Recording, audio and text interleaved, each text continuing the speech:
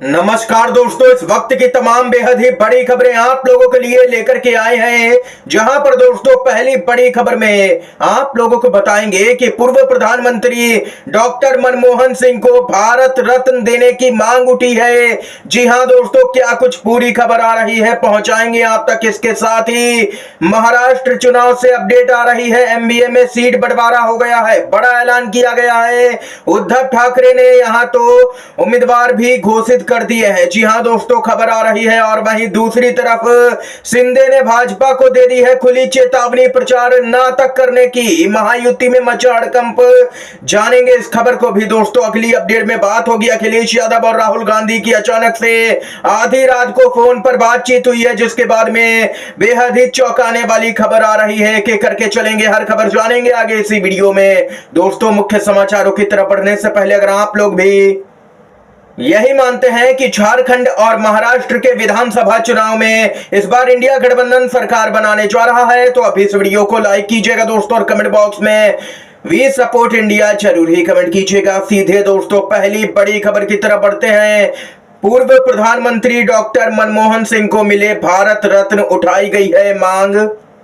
जी हां दोस्तों, सिख संस्था नामधारी संघ सेवा समिति ने भारत सरकार से पूर्व प्रधानमंत्री डॉक्टर मनमोहन सिंह को भारत रत्न से सम्मानित करने का आग्रह किया है। दिल्ली में कॉन्स्टिट्यूशन क्लब में पत्रकार वार्ता के दौरान नामधारी संघ सेवा समिति के सदस्यों ने कहा कि उन्होंने इस संबंध में सरकार को कई चिट्ठियां लिखी हैं। इतना ही नहीं, समिति ने दावा करते हुए कहा है कि भारत की अर्थव्यवस्था को पुनर्जीवित करने का असली श्रेय मनमोहन सिंह को ही जाता है। बताते चले कि मनमोहन सिंह के फैसले के बाद ही यहां पर भारत का विकास शुरू हो पाया था।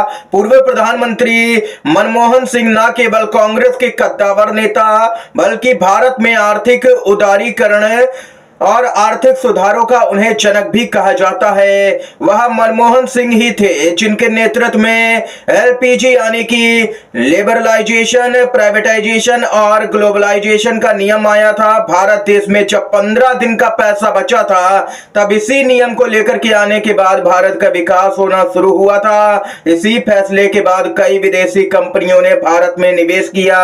ये यहाँ पर दोस्तों देख सकते हैं कि पूर्व प्रधानमंत्री डॉक्टर मनमोहन सिंह की कई बड़ी उपलब्धियां हैं। इसी के चलते डॉक्टर मनमोहन सिंह को यहां पर भारत रत्न देने की मांग उठाई गई है। अगर आप लोग भी यही मानते हैं कि पूर्व प्रधानमंत्री डॉक्टर मनमोहन सिंह को भारत रत्न जरूर ही मिलना चाहिए, तो अभी इस वीडियो को ज्यादा से ज्यादा लाइक करके अपना समर्थन दर्ज करवाइएगा और कमेंट बॉक्स में बताइएगा जरूर ही दोस्तों आप लोग समर्थन में खड़े हैं या नहीं। दोस्तों इसके साथ ही एक और अपडेट की तरफ बढ़ते हैं। खबर महाराष्ट्र से है।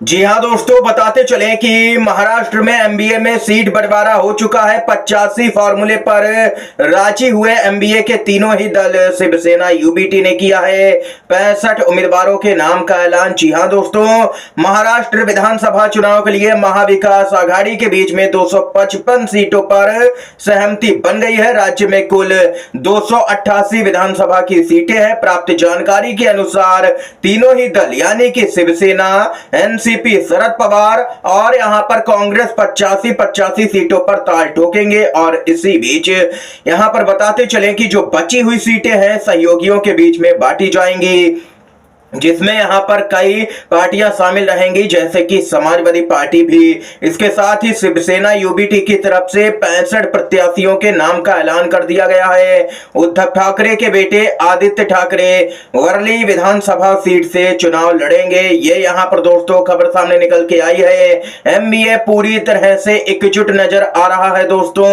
गोदी मीडिया और भाजपा के लिए डबल झटका है, क्योंकि गोदी मीडिया और भाजपा मिलकर के यही खबर फैला रहे थे कि एमबीए में फूट है, लेकिन फूट तो महायुति में ही है, क्योंकि खबर ही कुछ ऐसी सामने निकल के आ रही है दोस्तों। आप लोगों को यहां पर बताते चलें, एकनाथ शिंदे ने दे दी है प्रचार तक ना करने की धमकी। तो दिल्ली में हुई है अचानक से बड़ी बैठक, अमित शाह से मिलने पहुंच गए फडणवीस। जी हां दोस्तों, महाराष्ट्र में एनडीए गठबंधन के बीच सीट शेयरिंग को लेकर के अब तक कोई समझौता ना हो पाने से भाजपा नेतृत्व भी यहां पर पूरी तरह से बैकफुट पर है। खास तौर पर मुंबई और ठाणे क्षेत्र की जो 4 सीटों को लेकर के भाजपा और एकनाथ शिंदे की शिवसेना के बीच में तनाव बढ़ गया है।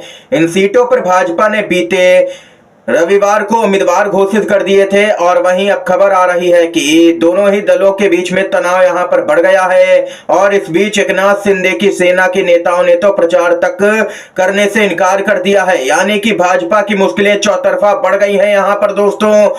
कुल मिलाकर के कहा जाए तो एनडीए में ही सीट बंटवारा नहीं हो पा रहा है और गोदी मीडिया के साथ में भाजपा ये खबरें फैला रही थी कि एमबीए में फूट है, लेकिन फूट तो महायुति में नजर आ रही है साफ तौर पर। इसके साथ ही दोस्तों एक और बड़ी खबर की तरफ यहां पर बढ़ते हैं। खबर आ रही है उत्तर प्रदेश से। जी हां दोस्तों, सपा के निशान पर सभी 9 सीटों पर चुनाव लड़ेगा इंडिया गठबंधन। अखिलेश यादव और राहुल गांधी की फोन पर बात के बाद में यह फैसला हुआ है। कांग्रेस विधानसभा उपचुनाव में अपने प्रत्याशी नहीं उतारेगी। इंडिया गठबंधन के संयुक्त प्रत्याशी सपा के चुनाव चिन्ह पर मैदान में उतरेंगे। इसकी जानकारी सपा अध्यक्ष अखिलेश यादव ने यहां पर देर रात सोशल मीडिया के माध्यम से दी है। सपा सूत्रों के मुताबिक आप लोगों को बताते चले, बुधवार को देर रात तक सपा के अध्यक्ष अखिलेश यादव कांग्रेस के नेता राहुल गांधी के बीच में फोन पर वार्ता हुई। सपा ने उपचुनाव में कांग्रेस को गाजियाबाद और खैर सीट दी थी, लेकिन कांग्रेस 5 सीटों पर लड़ने के लिए अड़ी हुई थी। हालांकि अखिलेश यादव यहां पर कांग्रेस को एक और सीट फूलपुर देने के लिए भी तैयार हो गए थे, लेकिन बताते हैं कि राहुल गांधी और अखिलेश की वार्ता के बाद कांग्रेस के सिंबल पर प्रत्याशी न उतारने का फैसला किया गया है। दोस्तों राहुल गांधी का यह फैसला बहुत ही सराहनीय माना जा रहा है। यहां पर यह महत्वपूर्ण नहीं है कि कौन सी पार्टी इंडिया गठबंधन की चुनाव लड़ रही है, महत्वपूर्ण यह है कि कौन सी पार्टी भाजपा को चुनाव हरा सकती है।